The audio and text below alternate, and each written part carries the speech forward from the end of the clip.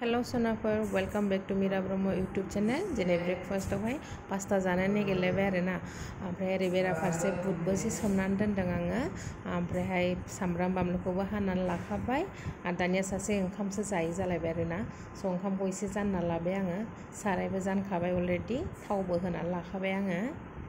मालायफ्रा माबायदि जायो जोंना नै बिदि आरोना मालाया होयोना होआ आं खेबसे होनानै बिदिनो सानाखौ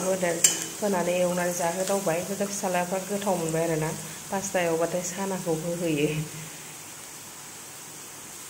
आंनि स्टाइलनि पास्ता दिनैनि पास्ताखौनो जा गिदिर गिदिर जानाय मोनदां एफा लाबोबाय एफा जाबाय बिदि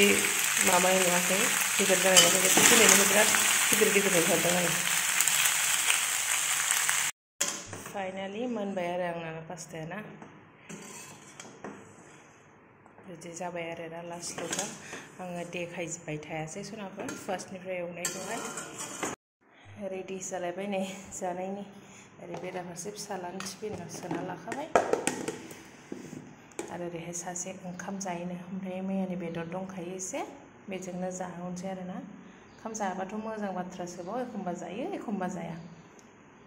बे बेदर लायनायावबो मैया मा जादों आयौ मैयाथ' बाजारा बन्द'ना बाजारबो बन्द' एग्जामनि थाखाय मा होनो एकदम बे गलियावसो मोनहैदों आरोना खुनुरुखुमनो माबा रिलायन्स पेट्रल पाम्पनि बे गलिया ओरै हाबलांनाय गलिया बेहायसो मोनहैदों आरोना खुनुरुखुम सासे बुरिल' मैगं फानदों बेवहाय खुनुरुखुम सबाय बिमा एसे बानलु बेदर लाना फैबाय आरोना थ' बेनो एसे थादोंमोन बेदरा बेखौनो होबाय आङो सालादा मैया बेस्राफोर फरिखा होग्राफोर बिराद उननो ओंखारलायखादां आयौ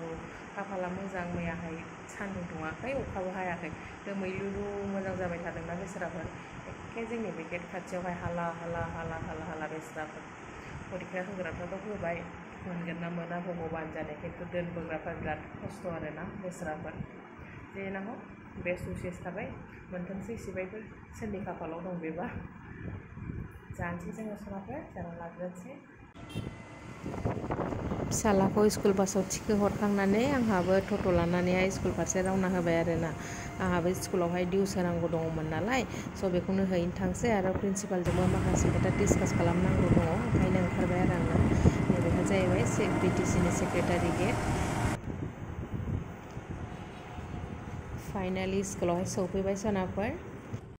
स्कुल बासानो सौफैबावाखै आरोना आं सौफैग्रोलायबावबाय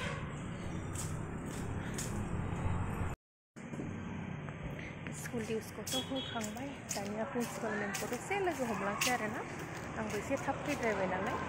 एसे 9टा बारनासो फैयो नालाय दसे नेनोसै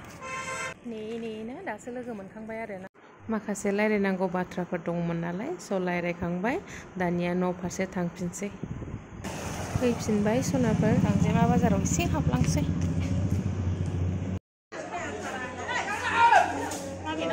आं मैद्रुसो नांगौहाय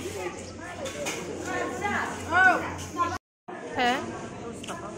10 थाखा 10 थाखा दङ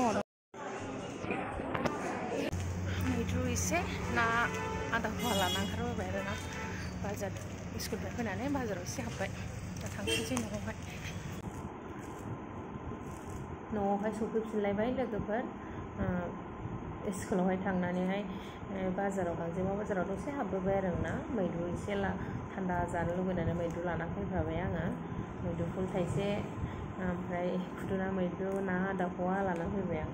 ना आधा फवाल' बायदों सानगोन लोगोफ्रा थारमाने ना आधा फवा बायनायनिबो रिजन दङ थारमाने आं जाया नालाय नास्राय गोरि ना गोरिफोरखौ जाया नालाय ओंखायनो आं आधा फवाल' लाबोबाय आरोना गथ'फोरनो आन्थाल'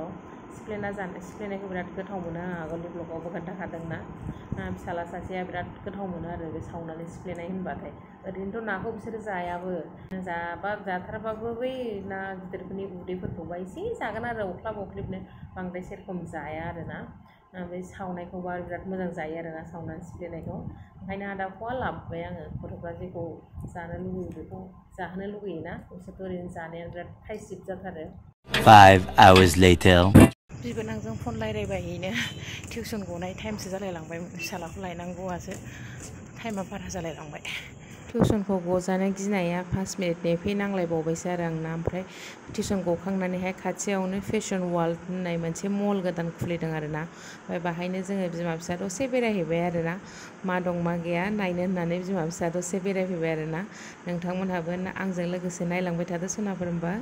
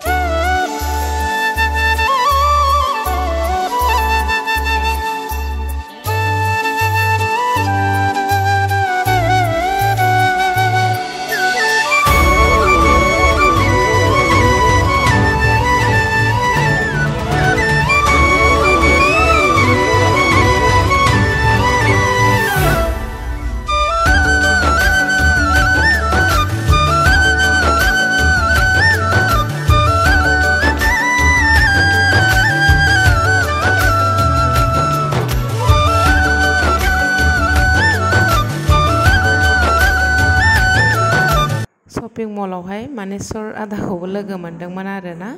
ओमफ्रायहाय रायलायखौ सानदोंमोन आङो ओमफ्राय उसुबिदा मोननानै रायलायनाय जादिया आरोना होमबा सनाफोर आं भिडिअखौ दिनै एसेयावनो फोजोबसै नोंथांमोनहा आंनि भिडिअखौ अनसायगोन होननानै आसा खालामबाय सनाफोर आरो सोरबाफोर आंनि भिडिअआवहाय गोदान हाबनानै नायदोंबा प्लिज अननानै चेनेलखौ साबस्क्राइब खालामना होबानो जाबाय लाइक कमेन्ट शेयार खालामना होबानो जाबाय लाभ इउ अल बाय बाय